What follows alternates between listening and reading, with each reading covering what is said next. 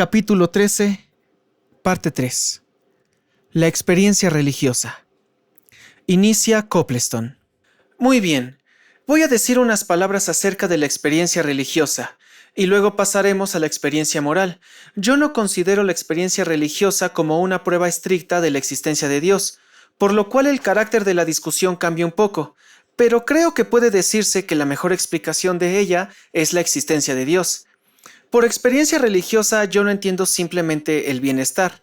Entiendo la conciencia amante, aunque oscura, de un objeto que irresistiblemente parece al sujeto de la experiencia algo que le trasciende. Algo que trasciende todos los objetos normales de experiencia, algo que no puede ser imaginado ni conceptualizado, pero cuya realidad es indudable al menos durante la experiencia. Yo afirmaría que no puede explicarse adecuadamente y sin residuo, solo subjetivamente. La experiencia básica real, de todos modos, se explica con toda facilidad mediante la hipótesis de que hay realmente alguna causa objetiva de esa experiencia. Yo respondería a esa argumentación que todo el argumento procede de nuestros estados mentales con respecto a algo fuera de nosotros. Es un asunto muy peligroso.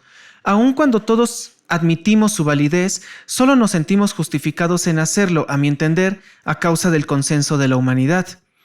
Si hay una multitud en una habitación y en la habitación hay un reloj, todos pueden ver el reloj. El hecho de que todos pueden verlo tiene que hacerles pensar que no se trata de una alucinación, mientras que esas experiencias religiosas tienden a ser muy particulares. Sí, así es. Hablo estrictamente de la experiencia mística pura, y ciertamente no incluyo lo que se llaman visiones. Me refiero sencillamente a la experiencia y admito plenamente que es indefinible del objeto trascendente o de lo que parece ser un objeto trascendente. Recuerdo que Julian Huxley dijo en una conferencia que la experiencia religiosa o la experiencia mística es una experiencia tan real como el enamorarse o el apreciar la poesía y el arte. Bien, yo creo que cuando apreciamos la poesía y el arte, apreciamos poemas definidos o una definida obra de arte. Si nos enamoramos de alguien, no de nadie. Voy a interrumpirle un momento. Eso no ocurre siempre así. Los novelistas japoneses nunca creen que han tenido un éxito hasta que gran cantidad de seres reales se han suicidado por el amor de la heroína imaginaria. Le creo en lo que dice que sucede en el Japón. Me congratulo al declarar que no me he suicidado, pero me vi fuertemente influido en dos importantes pasos de mi vida por dos biografías. Sin embargo, debo declarar que hallo poca semejanza entre la influencia real de esos libros sobre mí y la experiencia mística pura, hasta el punto, entiéndase, en que un extraño puede tener una idea de tal experiencia. Bien, yo quiero decir que no debemos mirar a Dios en el mismo nivel que los personajes de una obra de ficción. Reconocerá que aquí hay una distinción. Desde luego, pero lo que yo diría es que la mejor explicación parece ser la explicación que no es puramente subjetiva. Claro que una explicación subjetiva es posible en el caso de cierta gente, en la que hay poca relación entre la experiencia y la vida, como en el caso de los alucinados, etc. Pero cuando se llega al tipo puro, como por ejemplo San Francisco de Asís, cuando se obtiene una experiencia cuyo resultado es un desbordamiento de amor creador y dinámico, la mejor explicación, a mi parecer, es la existencia real de una causa objetiva de la experiencia. Yo no afirmo dogmáticamente que no hay Dios. Lo que sostengo es que no sabemos que lo haya. Yo solo puedo tomar lo que se registra y encuentro que se registran muchas cosas. Pero estoy seguro de que usted no acepta lo que se dice acerca de los demonios, aunque todas estas cosas se afirman exactamente con el mismo tono de voz y con la misma convicción. Y el místico, si su visión es verídica, puede decir que él sabe que existen los demonios, pero yo no sé que los haya. Seguramente en el caso de los demonios ha habido gente que ha hablado principalmente de visiones, apariciones, ángeles o diablos. Yo excluiría las apariciones visuales porque pueden ser explicadas con independencia y de la existencia del sujeto supuestamente visto. Pero, ¿no cree que hay suficientes casos registrados de gente que creen que han oído a Satán que les hablaba en el corazón del mismo modo que los místicos afirman a Dios? Y ahora no hablo de una visión exterior, hablo de una experiencia puramente mental. Esa parece ser una experiencia de la misma clase que la experiencia de Dios de los místicos, y no veo cómo, por lo que nos dicen los místicos, se pueda tener ningún argumento en favor de Satán. Estoy completamente de acuerdo en que hay gente que ha imaginado o pensado que ha visto u oído a Satán, Y de pasada, no tengo el menor deseo de negar la existencia de Satán, pero no creo que la gente ha afirmado haber experimentado a Satán del modo preciso en que los místicos han afirmado haber experimentado a Dios. Tomemos el caso de Plotino, que no era cristiano. Este admite la experiencia de algo inexplicable. El objeto es un objeto de amor y por lo tanto no un objeto que causa horror y disgusto. Y el efecto de esa experiencia está, diría, apoyada, o mejor dicho, la validez de la experiencia está apoyada en las crónicas de la vida de Plotino. De todas maneras, es más razonable suponer que tuvo esa experiencia, si hemos de aceptar el relato de Porfirio acerca de la bondad general y benevolencia de Plotino. El hecho de que una creencia tenga un buen efecto moral sobre un hombre no constituye ninguna evidencia en favor de su verdad. No, pero si pudiera probarse realmente que la creencia era realmente la causa de un buen efecto en la vida de un hombre, la consideraría una presunción en favor de alguna verdad. En todo caso, de la parte positiva de la creencia, no de su entera validez. Pero, sea como fuere, uso el carácter de la vida como prueba en favor de la veracidad y la sanidad del místico más que como prueba de la verdad de sus creencias. Pero incluso eso no lo considero como prueba. Yo he tenido experiencias que han alterado mi carácter profundamente, y de todas maneras, en aquel momento pensé que fue alterado para bien. Aquellas experiencias eran importantes, pero no suponían la existencia de algo fuera de mí, y no creo que, si yo pensase que la suponían, el hecho de que tuviera un efecto saludable constituiría una prueba de que yo tenía razón. No, pero creo que el buen efecto atestiguaría su veracidad en la descripción de la experiencia. Por favor, recuerde que no estoy diciendo que la mediación de un místico o su interpretación de su experiencia deberían estar inmunes de crítica o discusión. Evidentemente, el carácter de un joven puede estar, y con frecuencia está, inmensamente afectado para bien por las lecturas acerca de un gran hombre de la historia, y puede ocurrir que el gran hombre sea un mito y no exista, pero el muchacho queda tan afectado para bien como si existiera. Ha habido gente así. En las vidas de Plutarco está el ejemplo de Licurgo, que no existió ciertamente, pero se puede quedar muy influido leyendo cosas sobre Licurgo bajo la impresión de que ha existido. Entonces uno habrá tenido la influencia de un objeto que ha amado, pero no habría objeto existente. En eso estoy de acuerdo con usted. Un hombre puede sufrir la influencia de un personaje de ficción, sin profundizar en la cuestión de qué es lo que precisamente le afecta, yo diría que un valor real. Creo que la situación de ese hombre y del místico son diferentes. Después de todo, el hombre influido por Licurgo no ha tenido una irresistible impresión de que ha experimentado, en alguna forma, la última realidad. No creo que ha captado bien mi criterio acerca de estos personajes históricos, estos personajes no históricos de la historia. No supongo lo que usted llama un efecto sobre la persona. Supongo que el joven, al leer acerca de esa persona y creerla real, la ama, cosa que ocurre con mucha facilidad, pero sin embargo, ama a un fantasma. En un sentido ama a un fantasma, eso es perfectamente cierto. En el sentido quiero decir que ama a X o Y que no existen, pero al mismo tiempo creo que el muchacho no ama al fantasma como tal, percibe el valor real, una idea que reconoce como objetivamente válida, y eso es lo que excita su amor. Sí, en el mismo sentido en que hablábamos antes de los personajes de ficción. Sí, en un sentido el hombre ama a un fantasma, perfectamente cierto, pero en otro ama lo que percibe como un valor. Parte 4. El argumento moral. Comienza Russell.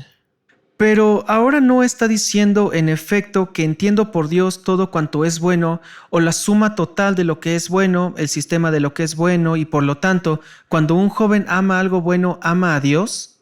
¿Es eso lo que dice? Porque si lo es, exige una cierta discusión. No digo que Dios es la suma total o el sistema de lo bueno en el sentido panteísta. No soy panteísta, pero sí creo que toda bondad refleja a Dios en alguna forma o procede de Él, de modo que el hombre que ama lo que es realmente bueno, ama a Dios, aun cuando no admita a Dios. Pero convengo en que la validez de tal interpretación de la conducta de un hombre depende del reconocimiento de la existencia de Dios, evidentemente. Sí, pero ese es un punto que hay que probar. De acuerdo, pero yo considero probatorio el argumento metafísico, y ahí diferimos. Verá, yo entiendo que hay cosas buenas y cosas malas. Yo amo las cosas que son buenas, que yo creo que son buenas, y odio las cosas que creo malas. No digo que las cosas buenas lo son porque participan en la divina bondad. Sí, pero ¿cuál es su justificación para distinguir entre lo bueno y lo malo? ¿O cómo considera la distinción entre lo uno y lo otro? No necesito justificación alguna, como no la necesito cuando distingo entre el azul y el amarillo. ¿Cuál es mi justificación para distinguir entre el azul y el amarillo? Simplemente veo que son diferentes. Convengo en que esa es una excelente justificación. Usted distingue el amarillo del azul porque los ve, pero ¿cómo distingue lo bueno de lo malo? Solamente por mis sentimientos. ¿Por sus sentimientos? Bien, eso era lo que preguntaba yo. ¿Usted cree que el bien y el mal tienen referencia simplemente con el sentimiento? Bien, ¿por qué un tipo de objeto parece amarillo y el otro azul? Puedo dar una respuesta de eso gracias a los físicos. Y en cuanto a que yo considere mala una cosa y otra buena, probablemente la respuesta es de la misma clase, pero no ha sido estudiada del mismo modo y no se la puedo dar.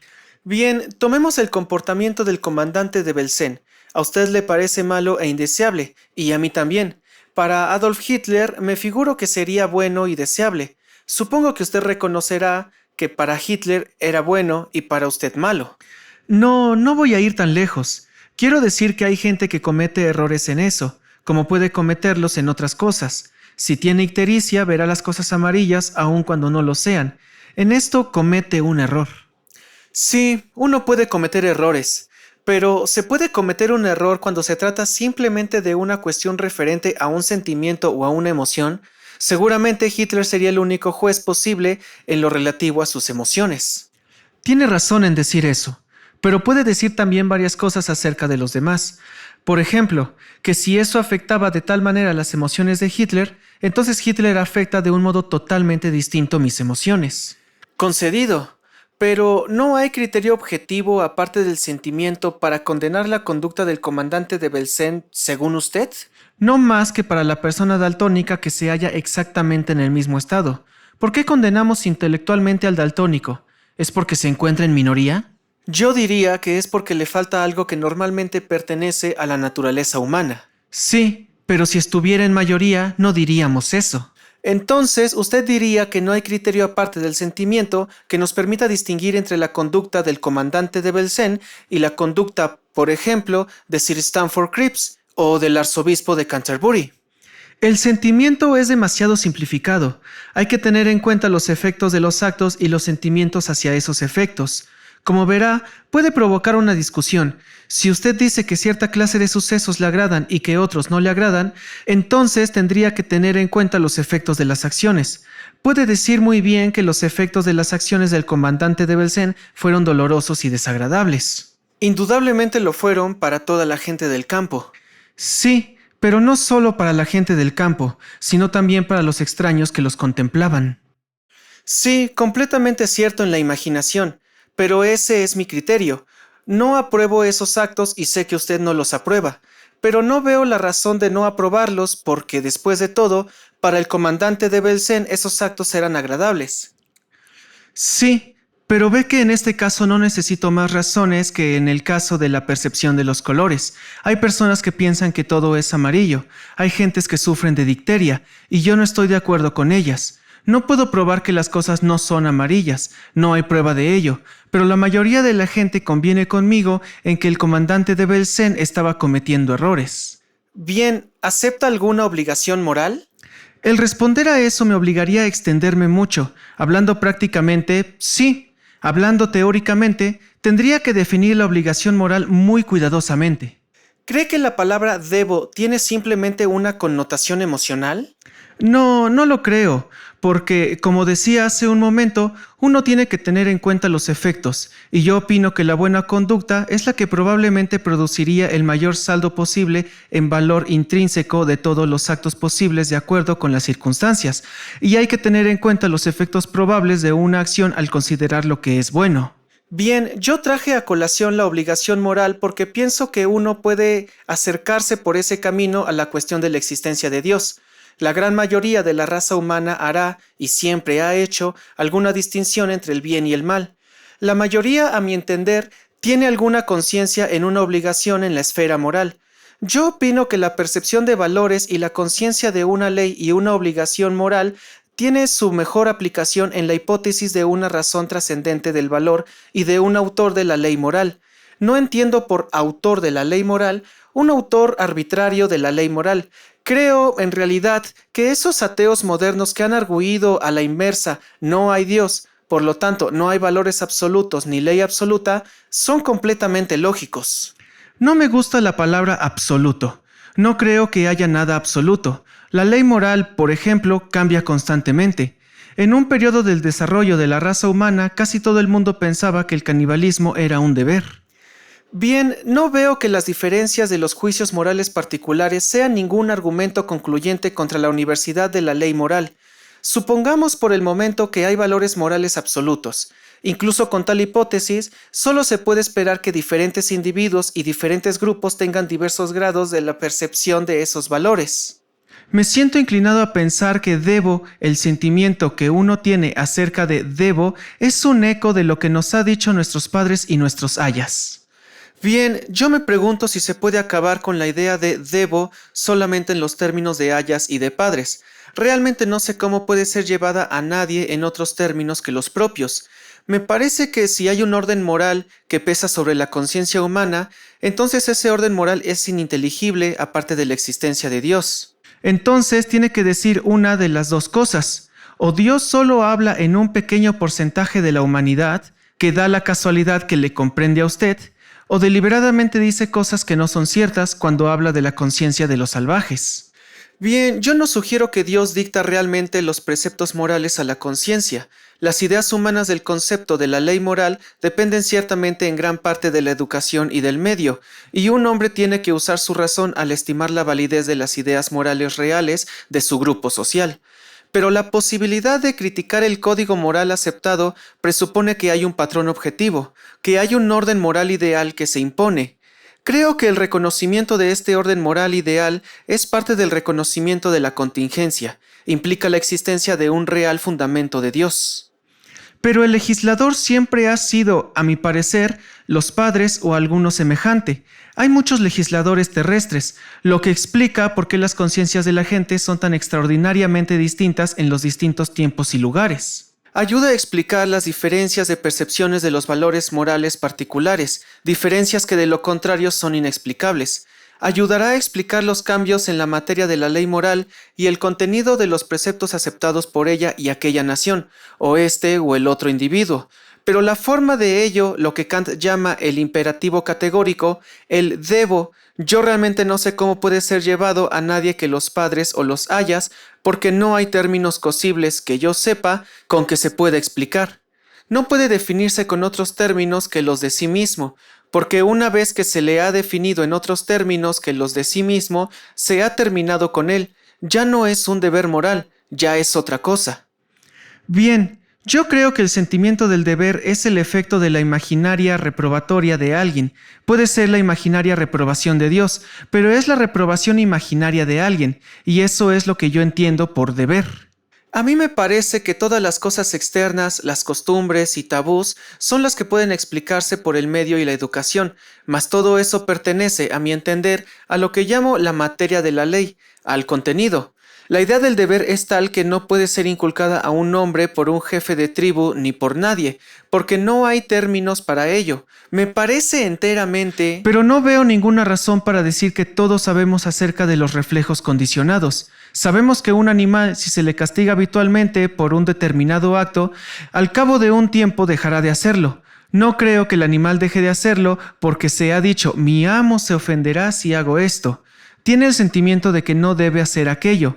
Eso es lo que ocurre con nosotros y nada más. No veo ninguna razón para suponer que un animal tenga la conciencia de la obligación moral, y ciertamente no miramos a un animal como moralmente responsable de sus actos de desobediencia, pero el hombre tiene una conciencia de la obligación y de los valores morales. No veo ninguna razón para suponer que se pueda condicionar a los hombres como se puede condicionar a un animal, ni supongo que usted quiera hacerlo realmente, aunque se pudiera. Si el behaviorismo fuera cierto, no habría distinción moral objetiva entre el emperador Nerón y San Francisco de Asís. No puedo menos que pensar, Lord Russell, que usted considera la conducta del comandante de Belcén como moralmente reprensible, y que usted, bajo circunstancia alguna, actuaría de ese modo aun cuando pensase o tuviera razones para pensar que posiblemente el saldo de dicha de la raza humana podría aumentarse si se tratase a algunas personas de esa manera abominable. No, yo no imitaría la conducta de un perro rabioso, pero el que no lo hiciera no incumbe a la cuestión que estamos discutiendo. No, por si da una explicación utilitaria del bien y del mal en términos de consecuencias, podría sostenerse, y yo supongo que algunos nazis mejores lo habrían sostenido, que aunque es lamentable proceder de ese modo, sin embargo, a la larga el saldo de la dicha es mayor. No creo que usted diga eso, ¿verdad? Yo creo que usted diría que esa acción es mala en sí, aparte de lo que aumenta y no la dicha general. Entonces, si está dispuesto a decir eso, creo que tiene que tener cierto criterio del bien y del mal, al margen del criterio del sentimiento. Para mí, ese reconocimiento tendría como último resultado el reconocimiento de Dios, como suprema razón de los valores. Creo que nos estamos confundiendo. No es el sentimiento directo hacia el acto el que me sirve de juicio, sino más bien el sentimiento hacia sus efectos, y no puedo reconocer circunstancia alguna en la cual ciertas clases de conducta, como las que ha estado discutiendo, podrían causar un bien. No concibo circunstancias en las cuales pudiera tener un efecto beneficioso. Creo que las personas que lo creen se engañan. Pero si hubiera circunstancias en las que produjeran un efecto beneficioso, entonces podría verme obligado a decir, aunque de mala gana, no me gustan esas cosas, pero las aceptaré. Como acepto el Código Penal, aunque el castigo me molesta profundamente. Bien, quizás ha llegado el momento de que yo haga un resumen de mi posición. He discutido dos cosas. Primero, que la existencia de Dios puede ser probada filosóficamente, mediante un argumento metafísico. Segundo, que solo la existencia de Dios da sentido a la experiencia natural y a la experiencia religiosa del hombre. Personalmente, opino que su modo de explicar los juicios morales del hombre lleva inevitablemente a una contradicción entre lo que exige su teoría y los juicios espontáneos. Además, su teoría termina con la obligación moral, y eso no es una explicación. Con respecto al argumento metafísico, aparentemente estamos de acuerdo en que lo que llamamos mundo consiste sencillamente en seres contingentes, es decir, en seres carentes de razón de su propia existencia. Usted dice que la serie de acontecimientos no necesita explicación. Yo digo que si no hubiera un ser necesario, un ser que tuviera que existir y no pudiera dejar de existir, no existiría nada. La infinidad de la serie de seres contingentes, aún probada, sería impertinente. Hay algo que existe, por lo tanto hay algo que tiene que explicar este hecho. Un ser que esté fuera de la serie de seres contingentes. Si usted hubiera admitido esto, podríamos haber discutido si ese ser es personal, bueno, etc. En el punto que hemos realmente discutido si hay o no un ser necesario, no me hallo de acuerdo con la gran mayoría de los filósofos clásicos. Usted mantiene, según creo, que los seres existentes existen sencillamente y que no hay justificación para presentar la cuestión de la explicación de su existencia. Pero yo querría indicar que esa posición no puede ser sustanciada mediante el análisis lógico. Expresa una filosofía que necesita prueba. Creo que hemos llegado a un callejón sin salida porque nuestras ideas filosóficas son radicalmente diferentes. Me parece que lo que yo llamo una parte de la filosofía, usted la llama en total, al menos en lo que es racional la filosofía. Me parece, si me perdona que se lo diga, que además de su sistema lógico, que llama moderno, en posición a la lógica anticuada, mantiene una filosofía que no puede ser verificada mediante el análisis lógico. Después de todo, el problema de la existencia de Dios es un problema existencial, mientras que el análisis lógico no trata directamente de los problemas de existencia. Luego, a mi entender, declarar que los términos que supone una serie de problemas carecen de sentido, porque no son necesarios para tratar otra serie de problemas. Es establecer desde el principio la naturaleza y la extensión de la filosofía, y eso en sí mismo es un acto filosófico que necesita justificación. Bien, yo diré también unas palabras como resumen. Primero, en cuanto al argumento metafísico, no admito las connotaciones del término contingente o la posibilidad de explicación en el sentido del padre Copleston. Creo que la palabra contingente inevitablemente sugiere la posibilidad de algo que no tendría lo que llamaría usted el carácter accidental de existir solamente, y no creo que esto sea verdad excepto en el sentido puramente casual. A veces se puede dar una explicación casual de algo diciendo que es el efecto de otra cosa, Pero esto es solo referir una cosa a otra y no hay, a mi entender, explicación alguna en el sentido del padre Copleston. Ni tiene sentido tampoco llamar contingentes a las cosas, porque no podría ser de otra manera.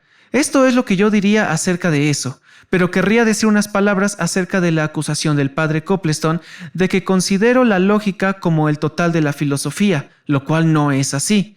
No considero el absoluto de la lógica como el total de la filosofía. Creo que la lógica es una parte esencial de la filosofía y que la lógica tiene que ser usada en filosofía, y creo que en eso él y yo estamos de acuerdo. Cuando la lógica que él usa era nueva, a saber, en la época de Aristóteles, hubo que darle una gran importancia. Aristóteles le dio una gran importancia a la lógica. Ahora se ha hecho vieja y respetable y no hay que darle tanta importancia. La lógica en que yo creo es relativamente nueva y por lo tanto tengo que imitar a Aristóteles dándole mucha importancia. Porque no es que yo crea que es toda la filosofía, no lo creo. Creo que es una parte importante de la filosofía, y cuando digo eso, que no hallo un significado para esta o la otra palabra, es una posición de detalle basada en lo que he averiguado sobre esa palabra particular, al pensar acerca de ella. No es la posición general de que todas las palabras usadas en metafísica carezcan de sentido o cosa semejante, que realmente yo no creo. Con respecto al argumento moral, encuentro que cuando se estudia antropología o historia, hay gentes que piensan que su deber está en realizar actos que yo considero abominables, y por lo tanto no puedo atribuir origen divino a la materia de la obligación moral, cosa que el padre Copleston no me pide. Pero creo que incluso la forma de la obligación moral, cuando tiene la forma de ordenar a uno que se coma a su padre, por ejemplo, no me parece una cosa muy noble y bella, y por lo tanto no puedo atribuir origen divino a este sentido de obligación moral que creo que puede explicarse fácilmente de otras muchas maneras.